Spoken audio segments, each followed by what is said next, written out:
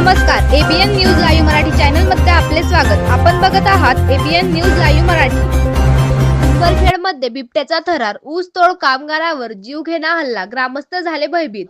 निफाड तालुक्यातील उंबरखेड शिवारामध्ये गेल्या 6 महिन्यांपासून बिबट्याचा सुळसुळाट झाला असून 18 डिसेंबर रोजी एका ऊसतोड कामगारावर बिबट्याने जीवघेणा हल्ला केल्याची धक्कादायक घटना समोर आली आहे।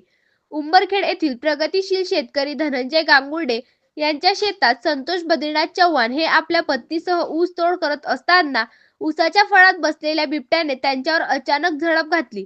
या हल्ल्यात बिबट्याने संतोष चव्हाण यांच्या हाताचा चावा घेतला असून त्यांच्या छातीवर पंजे मारल्याने ते गंभीर जखमी झाले आहेत।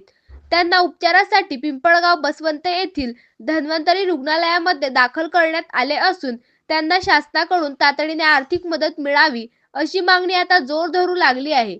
उंबरखेड आणि चिंचखेड परिसरात बिबट्याने अनेक पाळीव कुत्र्यांचाही फडशा पाडला असून दिनांक 18 डिसेंबर रोजी ऊस तोड कामगारांवर बिबट्याने हल्ला केल्याची माहिती वन विभागाला मिळताच चांदवड वन विभागाचे वनरक्षक किशोर मोहिते आणि त्यांच्या पथकाने घटनास्थळी धाव घेत धनंजय गांगुर्डे यांच्या शेतात पिंजरा लावला आहे। यावेळी बाजीराव गांगुर्डे, बाळासाहेब पगारे यांच्यासह अनेक ग्रामस्थ उपस्थित होते। परिसरात कादवा नदी आणि ऊसाचे क्षेत्र असल्याने बिबट्याचा वावर वाढला आहे। सध्या रब्बीचा हंगाम सुरू असल्याने शेतकऱ्यांना पिकांना पाणी द्यावे लागते, मात्र बिबट्याच्या दहशतीमुळे शेतात जाणे कठीण झाले आहे। त्यामुळे शासनाने दिवसा पाणी पुरवठा सुरळीत करावा आणि बिबट्याचा तातडीने बंदोबस्त करावा अशी मागणी उंबरखेड, चिंचखेड आणि पिंपळगावच्या नागरिकांनी केली आहे। प्रतिनिधी किशोर बस्ते, निफाड।